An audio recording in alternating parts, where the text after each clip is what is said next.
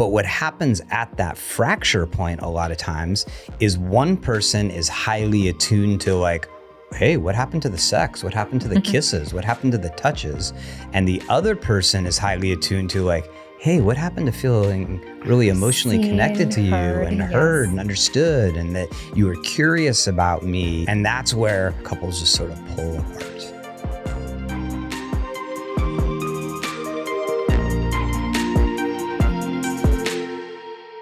Hello, all, and welcome to the Relationship Renovation podcast. I'm Tarah Kerwin. And my name is EJ Kerwin. And we want to just like dive right in this morning because it's a good one to dive into. It absolutely is.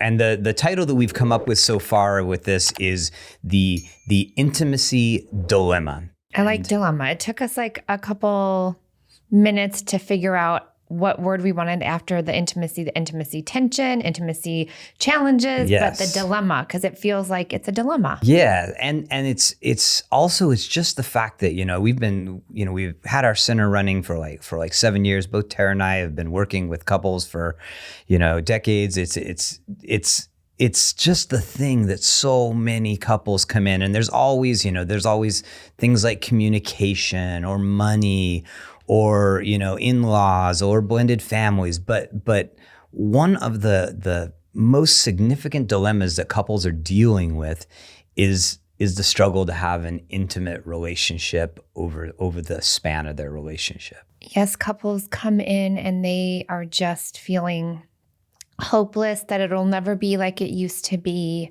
Body changes, life changes. And then they just feel like the spark has gone out. Intimacy is diminished greatly in a lot of different areas. And so then we are there to help provide psychoeducation, normalization, and that it takes skills to have a healthy, intimate relationship over a lifespan. And a lot of us don't know that. We just think it's supposed to be hot. It's just supposed to be easy always. And if you have to try or you have to work on it, there's something wrong with you guys or your relationship. And we even did, I think it was like 4 years ago or so, we did like a 30-day challenge. It was called the Intimacy Challenge. It was right when COVID happened because we wanted to be able, because people were stuck indoors with each other. We're like, how do we help couples through this? And so we did this free. And we had a lot of people who signed up for that. And it was awesome. It was really cool. And we got so much feedback, and we continue to get it. It's people saying, can we talk about intimacy? So we want to talk about today a particular dilemma within the struggles that couples have around intimacy. Yeah. Yeah. And there's, this is going to kind of turn into this intimacy series because we kind of go over general, broad, the intimacy dilemma today. And then we're going to kind of break it down and go into deeper topics over the next few episodes. So we will get to hopefully lots of stuff. Absolutely. So what is the dilemma, right? The dilemma is that what is intimacy? Intimacy is about a connection, right? It's about a close connection between you and another person. It's about the ability to give and receive love freely, right? But it tends to be in a couple that they perceive intimacy and the important sort of components of intimacy very differently. Yes, and it almost feels like it's a separate piece of the relationship, if that makes sense, when it's actually a part of the whole. Yeah. And so the dilemma as we see it is that there is physical connection. That's a significant part of having a intimately connected relationship. Frisky level. Yep. But then there's this other underlying part that's so important, which is the emotional connection. And oftentimes there's one person who's really craving the physical side and is just like, hey, what's going on? Why can't we just like get that reconnected? And then the other person is saying, hey, wait a minute, I don't feel emotionally connected to you. So how in the world am I going to be able to feel physically connected to you? And kind of as you're talking, I'm thinking about when we're first together, the physical attraction piece is huge. Like you don't really have to work on it. And this isn't for everybody, but you don't have to work on it. It feels very organic. You don't really have your baggage yet. So it starts to feel separate when you are with your partner for a longer amount of time. Now our baggage starts to come up. Now our attachment wounds start to show. And now intimacy becomes a piece of the emotional safety part of it. And then couples don't have the skills to understand how it all fits together as a whole. It's just like, gosh, I'm not even attracted to this person, or we used to have so much sex, or we used to touch and kiss, and now it's totally different. But what they don't take into account is, how has your communication been since while you're going through these transitions, whether it's children or getting married or having to go through death together, grief. I mean, there's just so many different components to it, but people, they focus on like, but our intimacy is gone. Yeah. But we're like, but what else didn't happen? So that's where we are really helping couples unravel the timeline of their story so we can say, hey, this is kind of maybe where it started. Yeah. Yeah. And I think and it's not your fault. You just didn't have the skills. None of us do. Yeah. I think also what's really challenging is that a lot of couples, if not most couples, they have like a period of time where it's the honeymoon, where they do feel very emotionally connected. They feel very physically connected. And they just are kind of like, why didn't that last forever? It lasted for 6 months or a year, or sometimes, 3 or 4 or 5 years. And then so as humans, we do not like to be disappointed. And so like that first time we're disappointed by our partner, or we're hurt or wounded by our partner, that starts the slow road, the slow path of like little tears in the intimacy spectrum, if you will, because now we're disappointed, and that person was never supposed to disappoint me. I felt so good. My hormones were racing and raging, and our sex has been great. And how dare them disappoint me? Yeah.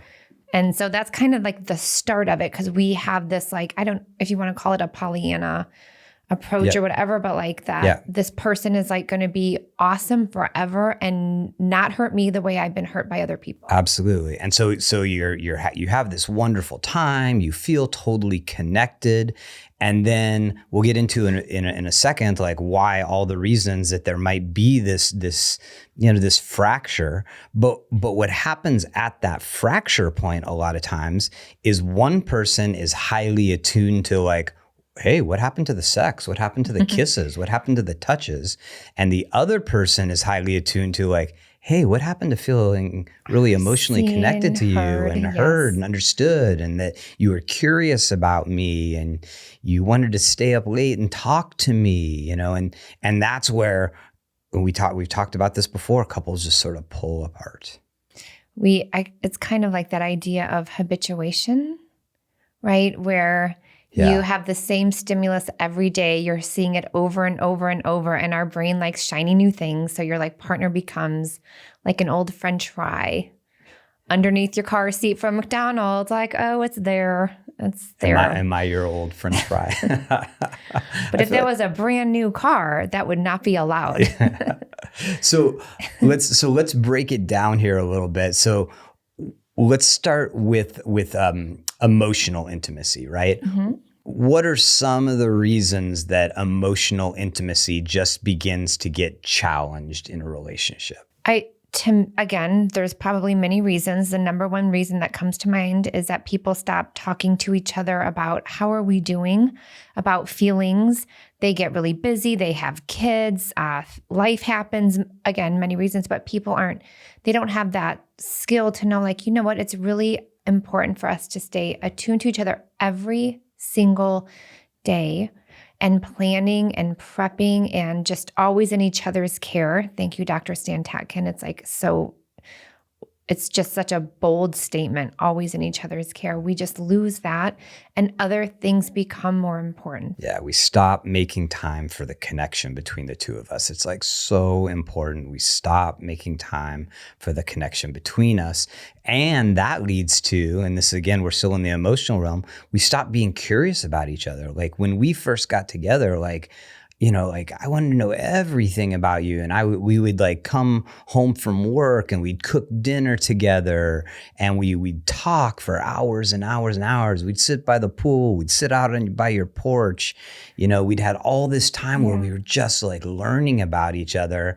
And at a certain point, it's like you just stop feeding that aspect of your relationship. And that's brutal on emotional connection. Well, to me, again, the longer you're together and or the more stressful situations you're encountering in your time together, so many emotions build up and they become big. And, our way of coping with them as a partnership is very uniquely different. And if we don't understand how our other person is coping or even how we cope, that's just going to feel really isolating. Well, and I think that as our relationship matures, also it gets very obvious that there's a difference between the two people in their ability to understand their own emotions and have a language to communicate about them. I think at the beginning, for some reason, that's just less important, and it has a way of just balancing itself out with chemicals. So there ties in really quickly blame. Because instead of asking for what we need, we expect that our partner knows. And when they don't know, when they don't get it right, now we're going to blame this person for, wow, I thought you were this person and you totally turned out to not be that person. And I'm so disappointed. Yeah. However, we didn't learn how to ask for needs. Maybe we're more passive aggressive. Maybe we're like, no, I really don't want a Valentine's Day present. And then you don't get one. And then you're like, how dare you not? Yeah. Again, that's like just like a little description of like whatever, but. Ooh, I mean, you're talking about something that's incredibly important there. And it's the like knowing the way we want to be loved, and again, at the beginning of a relationship, a lot of times it's just happening naturally. Yes. But as relationship matures, it's like, we have to do some searching and we have to kind of figure out like what makes me feel loved, what makes my partner feel emotionally connected to me. So that's another reason that we get pulled apart emotionally. And then kind of in the same bucket is just, we have different needs for emotional connection. Like some people it's so important. Yeah. And for others, maybe they're just less attuned to it. Well, and ask me how many times I have tried to get newly committed couples and or premarital couples into therapy. Crickets. It doesn't happen because everything's good. It only happens when couples come in and they're on the verge of breakup, separation, divorce. And we're trying to create a lot of like, how can you be proactive in relationship wellness? Because yes, things feel really good in the beginning. Yes, physical attraction's there. Yes, our sex life is great. Oh, we're always curious about each other, but things happen. And when we don't have those skills, again, everything starts to chip away and then bam, right? You had me at goodbye. It's either couples counseling or I'm finished with you. And so it just shows me that couples don't understand the amount of skills involved it takes to really have a lifelong, lasting connection with one person who's going to drive you absolutely mad and crazy. Trigger every nerve you have in your body. And that's what we're here to do. This is why we have our podcast. There's skills that need to be learned that most of us, I'm going to guess 99.9%, have not learned. Unless you have like a sex therapist that's like a parent, I'm not sure. Yeah. And even then, I don't know if you're gonna really be listening to it all. All right, so let's do the flip. So we just talked about challenges to emotional intimacy, and now we're going to talk about the challenges to physical intimacy. And I'll just bring us in on this one because you already sort of mentioned it. Okay. And that is habituation, that there is just this thing as human beings, that something that gave us a lot of pleasure, like my truck, when I first got my truck, that thing was just like, every time I looked out the window at it, every time I got in it, every time I turned it on and jammed out of the driveway in it, it gave me like such excitement and I just loved it. And I still like my truck. Yeah. It's great, but it does not give me the thrill that it gave me right when I bought it. And that happens with our partners. Like sadly, the same thing happens. Well, it happens with our partners and also our appearance individually to our partners. Like when I first started dating you, like I would plan my little outfits. I would go buy new outfits. I would have my little facials. Like I just really cared. And now I'm like, honey badger, don't give a shit. Like, you know what's interesting there? I do care now. I mean, you do. But I'm saying there was a time. Yeah, but check this out. This is an interesting thing. This is like totally off script, but I'm like thinking of it like our quality time then was we would go out, we would meet up someplace. So yeah, you were like sort of, dolling yourself up. Super cute all the time. I'd be, I'd have my cologne on and I'd, be doing my best to be fashionable that I can do. But now our quality time is once the kids are gone to bed, 9:00, and you've changed into your jammies and you got your contacts out and your googly eye glasses on. And I'm like, wearing some freaking hoodie and you're, it's like, so our quality time, we don't prep ourselves for it. It's just like, hey, here's the larva version of myself for you to observe. But here's the difference. You and I have accepted that is just a mature part of a maturing relationship, a relationship where we're super busy and we have kids and 2 businesses. And so we accept it and we kind of can laugh at it. But there's a lot of people that don't understand what acceptance of that means. And so maybe somebody else makes them feel more attractive, or, someone else is making them feel more secure or confident. And that's where we can get blindsided very quickly. Well, and that coincides with why we go through a shift. We have kids, we have new stressful jobs, we move. We get the mom, dad, or the dad bod. We get the mom bod or the dad bod. We just age, we just age. I mean, that's a part of it as well, is, we both have changes in hormones throughout our lives. Like those things affect and we don't compensate for it. We look back and like, well, why isn't it the way it used to be? Well, I've changed a lot. We've changed a lot. Our life has changed a lot. So we don't have an awareness that how much just the changes of life really deteriorate physical intimacy. And I love that you said that, because just having that awareness, being able to come to your partner and be like, can we, instead of holding on to the past and this like image of what it used to be, can we actually talk about all the transitions we've been through, aging, children, jobs, moving, grief, whatever it might be? And can we talk about what might feel like acceptance now? And we both have our own individual needs.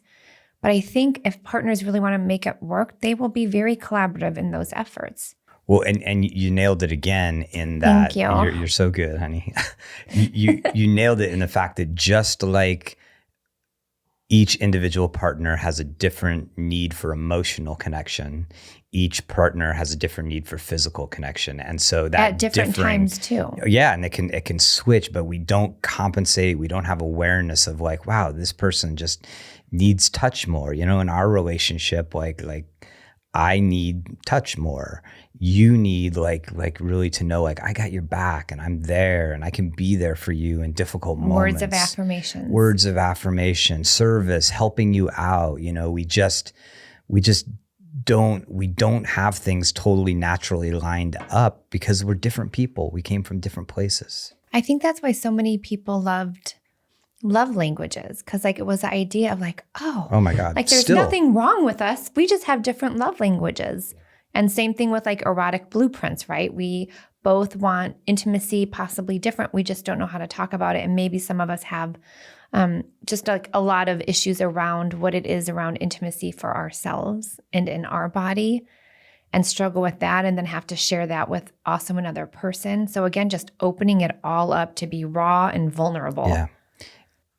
And I think this is the sort of big wraparound of all of this. And it definitely, this matters in emotional connection, because I think it's hard to talk about emotional connection, but I think there's just a whole other level of complexity of like, we have no idea how to talk about sex. We get at the best, not at the best, but the sort of the mean is don't get pregnant, don't get venereal diseases.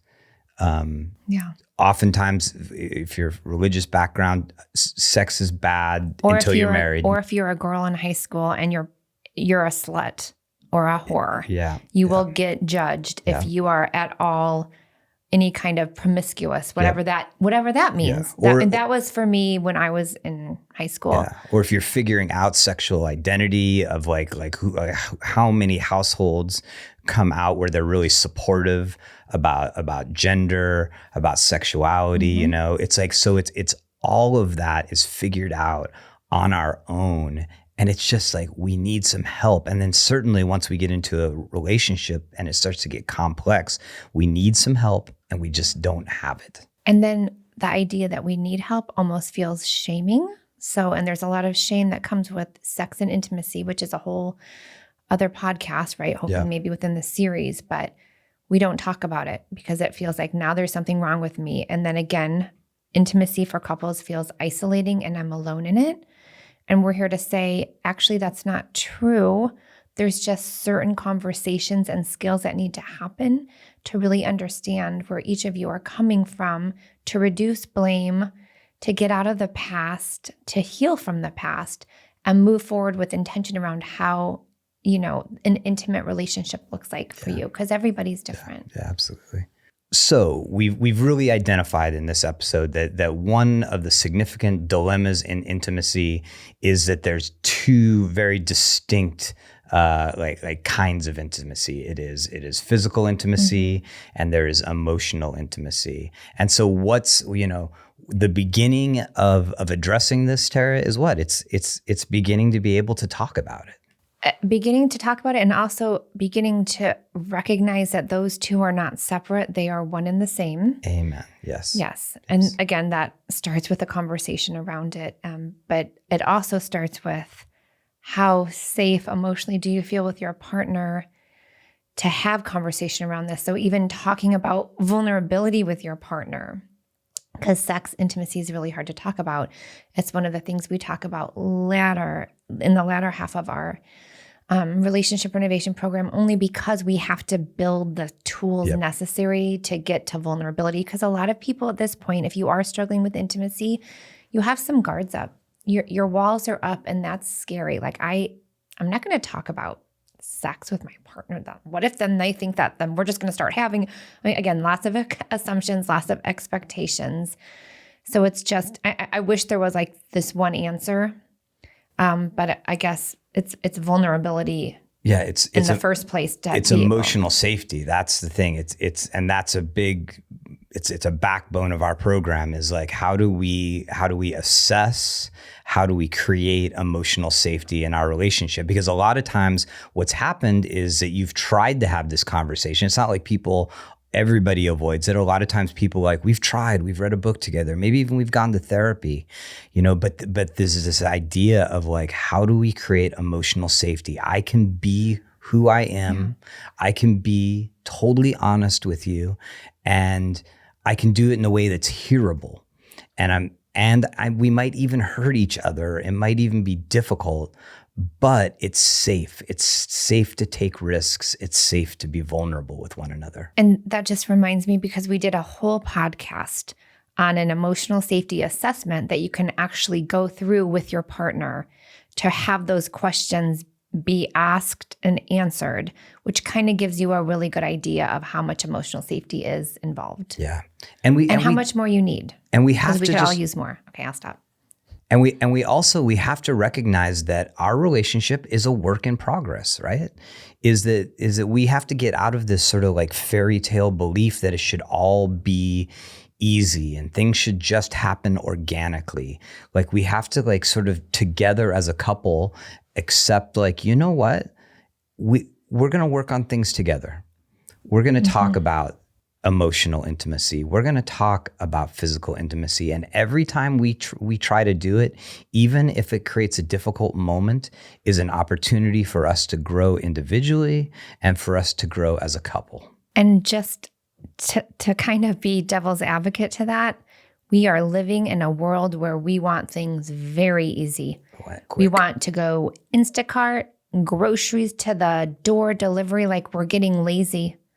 We're getting lazy, and that is definitely feeding into people navigating difficult relationships feels way overwhelming. Even with the AI, Chat GPT, or coming up with things like our office manager asked me the other day, like, did you use Chat GPT to like conduct this email or to develop this email? I'm like, no, because I want to keep using my brain too. Like, I'm scared that like that's really easy too. And so just knowing that you're almost going against the grain of how our world is very we want instant solutions gratification, very instant quickly. gratification. And that is just, if we had that answer, like we would be so dang busy. It's not instant. It is delayed gratification and you put in the work, but it's really worth it, right? Secure attachment, super worth it. So today, just to sort of recap really quickly, what we said is like there's a big dilemma here, that the movement towards having a really healthy, long-lasting, intimate relationship involves two things: emotional intimacy and physical intimacy, and that we have very different perceptions, needs, ability to communicate about it, right? And so from there, that's our launching point. And we're going to come back every episode or two where we're going to talk about things like how changes involving aging, like how they affect our intimate relationship. We're going to talk about how the shifts in hormones of both individuals have a major impact on your intimate relationship. We're going to talk about how this is a big one, how trauma, and when we say trauma, it's big T's to little t's, that we all have ways we've been hurt in the past, and that affects our ability to be emotionally connected and physically connected. And I also want to add one more, because there's a lot of individuals out there that when we even mention the word like emotional safety, like they just don't even have that framework of like, I don't know how to navigate my emotions, but like we're here to help, right? We have a ton of podcasts around how to regulate emotions better. Some of us never learned. And so then that idea of like, oh my gosh, I'm going to have to like get emotional. And what does that mean? Like, it's okay. Yeah. And we've got you. Yeah. So out there, like, please send info@relationshiprenovation.com. Send us your questions. Send us the topics that you're like, hey, talk about this aspect of intimacy. Give us permission to share your question, and we'll take it and we'll run with it, and we'll answer those questions, and we'll do the research, and we'll help you understand this complex issue, but such an important issue is like, how do my partner and I have an intimately connected relationship? How do we love each other in ways that feel good, that feel connecting, that feel safe? And then you can navigate all the ups and downs that life loves to give us. Absolutely. Right. Absolutely. Well, so as always, take care of yourself, take care of each other. Thanks so much for listening. Bye-bye. Bye-bye.